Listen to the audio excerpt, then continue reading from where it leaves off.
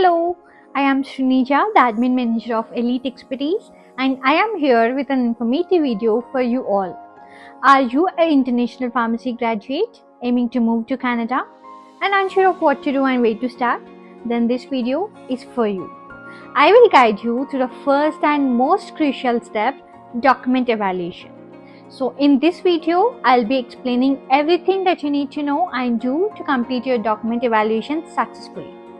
So keep watching and stay tuned for all the essential details. So PBC document evaluation has 3 key steps.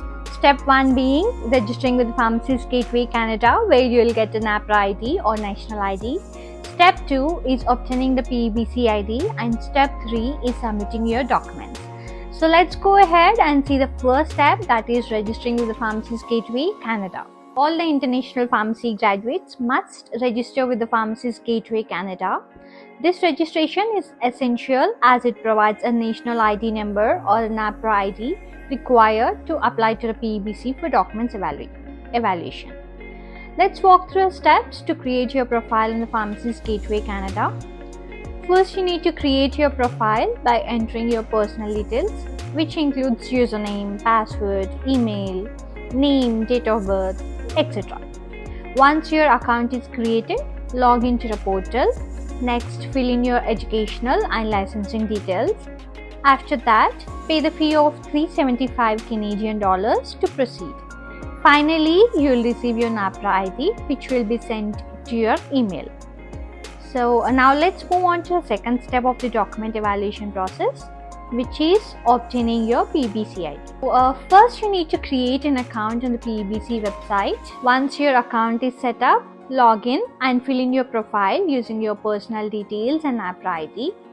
Next, provide your educational and licensing details. Make sure all the information is accurate and complete. Then agree to your terms and conditions and proceed to pay the fee of $705 CAD. So once all these steps are completed, your PBC ID will be generated and will be sent to your email. After obtaining your PBC ID, the next step is document submission. So once you log into the PBC portal, you will find a comprehensive checklist of all the documents required for your document evaluation. So the portal will clearly indicate which documents are needed, which ones have already submitted, and which are still pending. So this helps you keep track of your progress and ensures you don't miss any important steps. So these are the documents you need to submit to the PBC. First one being document evaluation application. You can download this form from the PBC website and take a printout and fill in the required details. Next, coming to the photograph. The photograph you submit must meet the specific dimensions mentioned on the website. So make sure to follow these guidelines carefully to avoid any delays or rejections. And then identification documents like your birth certificate or passport. Then university transcripts, university degree certificates, and licensing statement. All the documents you submit to the PBC must be properly attested by the witnesses. Some documents must be sent directly to the PBC office via courier, while others can be uploaded to the portal. So let's go over which documents can be uploaded to the portal and which need to be couriered. The document evaluation application has to be submitted to the PBC office. That means it has to be couriered to the PBC office by the candidate. Coming to the photograph, it can be uploaded to the portal or it can be attached to the document evaluation application and couriered to the PBC office. And then identification documents, it has to be couriered by the candidate to the PBC office.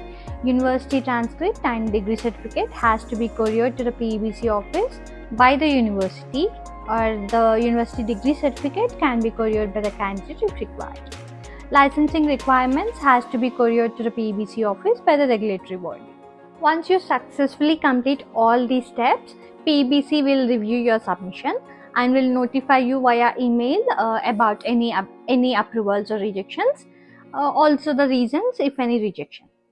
So if any of your document gets rejected, you will have to resubmit your corrected documents to the PBC. This entire process, including the PBC approval, will take about 8 weeks of time. So that's pretty much everything that you need to know about the document evaluation process. I hope you found this video helpful. For any other queries, please do comment below and I'll try to answer all your queries. And for further information like this, please do subscribe to our channel and don't forget to like and share this video if you found this useful. Thank you for watching and I'll see you soon.